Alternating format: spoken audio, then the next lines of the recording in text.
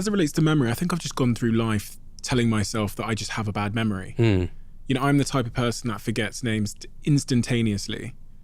And I've just come to believe that that's just me. Right. And I've almost resigned to that. So I'll be honest, I don't think I really try that hard anymore. Because I just think my type of brain is the type of brain that can't retain most information, especially if I don't consider it to be important information. Right. Am I bullshitting myself? You are. It's complete BS. Belief systems, if you want to give it a label, BS, belief systems. I believe our brains are this incredible supercomputer, and our self-talk, our thoughts, our beliefs are the program it will run. So if you tell yourself, I'm not good at remembering people's name, you will not remember the name of the next person you meet because you program your supercomputer not to. And it's more than anecdotal. I really do believe people at events will see me do these demonstrations. They're surprised to hear that I grew up with learning difficulties and put in special education. But before I go on stage, people invariably in the lobby pull me aside and they'll whisper to me when no one's listening, Jim, I'm so glad you're here. I have a horrible memory. I'm getting way too old. I'm not smart enough. And I always say, stop. If you fight for your limitations, you get to keep them. If you fight for your limits, they're yours.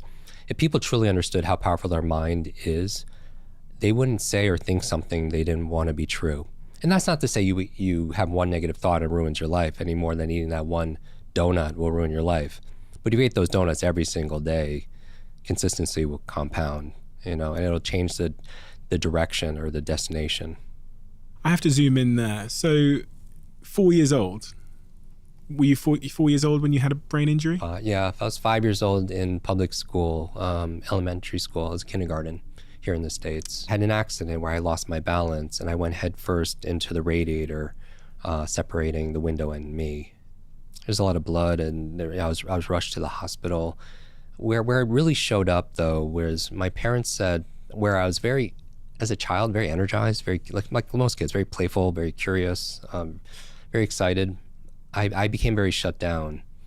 I had processing issues, they said. I didn't understand things like everybody else. Teachers would repeat themselves over and over again. And later on, when I was 9 years old, I remember I was being teased pretty bad for slowing down the class. And a teacher came to my defense, but she pointed to me in front of the whole class and said, leave this kid alone. That's the boy with the broken brain. And that really became my identity. She was sincere, but she, she was trying to help, but that's all I remembered was I didn't know I had the broken brain. And so that became my explanatory schema for everything. Every single time I did badly in school, which was daily, I did badly on a test or report, or I would say, I have the broken brain. Or if I wasn't picked for sports, which was all the time, I was just this little kid, I would say, because I have the broken brain. And that label became my limit. It's, I do believe that we have to be solely responsible, for our lives, so I don't want to say that I was a victim, but, we are shaped by our environment, by our experiences, by our external, and that was something that I really struggled with. You started the Kwik learning in 2001 when you were 28 years old. And if you think about the clients you have there, I read about a lot of them, Google, Virgin, Nike, etc. They're clients of yours. Yeah.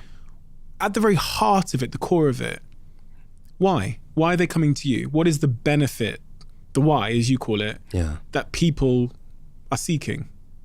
I think people tend to come to us because they're struggling with distraction, with memory loss, with overload, right? And anxiety from information anxiety. They're drowning information. I think people who come to me realize that their ability to learn and translate that learning into action is an incredible competitive advantage in a world where there's lots of distraction, there's lots of overload, there's lots of technology that would make our life easier, but it also, in some ways, while it's convenient, could also cripple us in a way that we're not using our mental faculties as much as, just like, my shirt here says use it, right? It's like use it or lose it.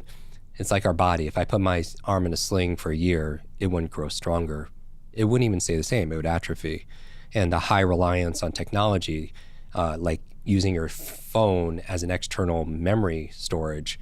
They call it digital dementia. It's a new term in healthcare. Digital dementia is the high reliance on technology to store information that you would normally have to store in your brain, but now that you don't have to do it, not everybody is exercising those parts of our brain to keep our memory sharp. Is there science that shows we have to exercise our brain? You know, the two biggest, two dips cognitively in terms of cognitive performance in people's life cycle usually happens when people graduate school, because somehow they associate education along with learning. They think their traditional education's over, so they're done learning, right? And that could be an unconscious belief. But the other dip in cognitive performance is usually when people retire. Often when people retire out of their career, their job, sometimes they mentally retire. And it's interesting that once the mind kind of retires, the body is not too far behind. There was a study done on these nuns. It was a longevity study called Aging with Grace. Great title. They're living 80, 90 and above, and they wanted to find out what was the cause of their longevity. And they said half of it was their emotional faith or gratitude. The other half, they were lifelong learners. And because they were learning all the time on the daily, it added years to their life, but also life to their years. It made the cover of Time magazine. But I really do believe that, you know, that we have to keep our minds active as much as we have to keep our bodies active. There's a lot of talk, and there is a narrative that says when people retire, they die. There's like a long-held thing where seems to be a startling correlation between when someone retires and then them passing away soon after. There's also quite an interesting correlation between elderly couples, and when one of them passes away, the other one often passes away suspiciously soon after. Yeah.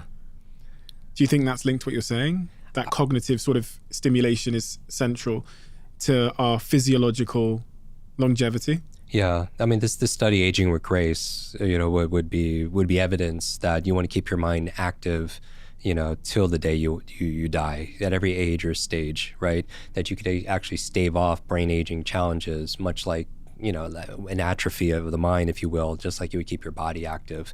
I mean, I think most people would have the same understanding if they stop moving their body, you know, over, you know, at the retirement years, then, you know, it would lead to probably unfavorable results.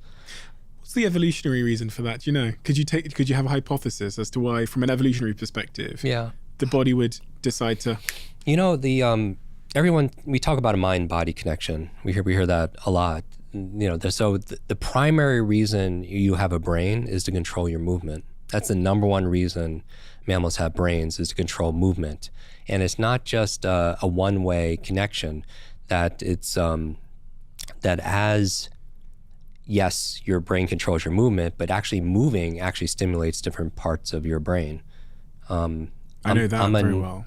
Before I do this podcast, I do exercise. Yes, very much so. And even we had our firstborn recently, a few months ago. You know, so crawling, you know, as you look at the study of brain development, that cross-lateral is very important. Even we do that in our events. When we do our brain conferences and such, we get everybody standing up and doing these, this area of science called educational kinesiology, popularized by Brain Gym, where you take one knee as you're standing and lift it and touch it with the opposite hand, and you go back and forth. It's things that are crossing the midline forces left and right brain communication. So you have a left brain and your right brain, and separated by that is a bridging station called the corpus callosum. And by doing these exercises, it increases communication between left and right brain. And this is an oversimplification. Left brain is, if someone's a left brain, they're said to be more logical, right? How do we know if someone's left brain? Left brain or right brain? Yeah, how do we know? Yeah, we have a couple of assessments in Limitless, but you can find it online. You know, free assessments for brain dominance, left and right brain. In there we have multiple intelligence theory, a study out of research out of Harvard University by Howard Gardner says that there's not, in the U.S. and a lot of westernized societies, they tend to emphasize two kinds of intelligences, verbal linguistic and mathematical. here in the States, we have the SATs, right? It's just verbal, reading comprehension and mathematical. Howard Gardner says they're actually not limited to 2 intelligences, and so they're more, and each one can be developed. And so, for example, kinesthetic intelligence, you're great choreographers, you're great dancers, athletes. Interpersonal intelligence, people who have this innate talent that could to relate to people and connect. Visual spatial intelligence, people who are incredible graphic artists, architects, right? Musical intelligence, it just goes on. So there are these other assessments, and the reason why we put so many of this in Limitless and in our podcast, and we created our own assessment recently this year. We haven't talked about it. We're just launching it now, called Cognitive Types. And I use animals as a metaphor, because I think so much of us, for happiness for me, has always been having the curiosity to know yourself, right? That's why you go to therapy, or you journal, or you meditate, or you read about that intrapersonal intelligence, self to self, as opposed to interpersonal, self to others. But once you have the curiosity to know yourself, having the courage to be yourself is a different game too. Because so many people mitigate, like their expression of who they are because of looking bad or how people would perceive them, and so on. But this cognitive type, and I'll go back to answer your question, we found and delineated, I pulled from, Myers-Briggs and multiple intelligence theory, introvert, extrovert, ambivert, lateral thinking styles, to realize there are about 4 buckets of cognitive types. And I used animals as a metaphor to represent them. So there's 4 cognitive types, and what's the acronym? Sorry. CODE. CODE. CODE. So what does the C stand for? So very briefly, the C, and as you're listening to this, you could see which one kind of hand raise for yourself. You even take a snapshot of this and post, which one you think you are. Or we have an assessment online also as well that's free. The C is cheetah, and these are your intuitives. And you might have someone on your team or a family member that are cheetahs. They're fast acting. They're just always moving. They thrive in fast-paced environments, right? Sophie, I reckon that's my assistant, Sophie. Maybe me as well, Jack. What do you think? Do you think I'm a cheetah? Fast acting, thrive in fast-paced environments. Does that sound like me? You think so? Okay. And the O is the owl, and you might know people. The owl is often linked to logic, critical thinking. They love data, facts, formulas, figures, right? They lean into that information. Sounds like Grace Miller on our team.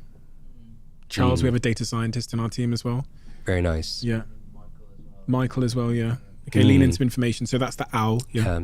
The D are your dolphins, and your dolphins are your creative visionaries. These people love problem solving. They love to be creative expression, great at pattern recognition, right? They see patterns that maybe other people don't see as easily or naturally. Dolphins. So they're the creatives amongst us. Yes. And I think a lot of the future belongs to the creatives, the creators, if you will. You're thinking about AI, aren't you? Yeah, that's an interesting conversation also as well. And finally, the E are your elephants. And your elephants, I chose them because I use them as a representative symbol for like empathy. They love collaboration, tribes, right? Working in a team environment. So we created these models because you know yourself, right? Even in the Matrix, when he's going to see the oracle and the sign right above in the kitchen was, know thyself. And then we could be ourselves. But the more you know about yourself, and then you have a way of filtering the world and then not being judgmental of yourself or even others. It's just how people are organized. Some people are just right-handed or they're left-handed, right? They have certain preferences. And so it could help you inform you based on like yourself. If you know, like you thrive in certain environments, and then we give, in the report, careers that you would excel in. And this is kind of obvious, right? If somebody's creative, certain career paths. What if you're a couple of these things? Yeah. So we have, when you go through it, there's a primary and there's a secondary, and so these are usually, very, very few people, because we have all the back end stats. We have, is completely even, 25% and so on. But we usually have a place where if I ask everybody to write their name on a piece of paper, you could do that. But if I ask you to switch hands and below it, write your first and last name below that, that second time is going to take longer. It's going to feel awkward, and the quality is probably not going to be as good as the first one. And have you ever been in a situation where you're learning something and it's a subject you're interested in, but for some reason you're just not getting it because you're just not connecting with the instructor? It's kind of like the way that they prefer to teach is different than the way you prefer to learn. And it's like you're two ships in the night and you're passing each other, and there's no connection that's there. And so it feels like you're learning with the opposite hand. So what happens? It takes longer, the quality's not as good, and it feels a little weird and uncomfortable. So I feel like when you know what your strengths are, you can lean into it and then further refine it. And we give people suggestions if they want to improve areas that they're not as strong in, to be able to boost that. If you love the Diary of a CEO brand and you watch this channel, please do me a huge favor. Become part of the 15% of the viewers on this channel that have hit the subscribe button. It helps us tremendously, and the bigger the channel gets, the bigger the guests.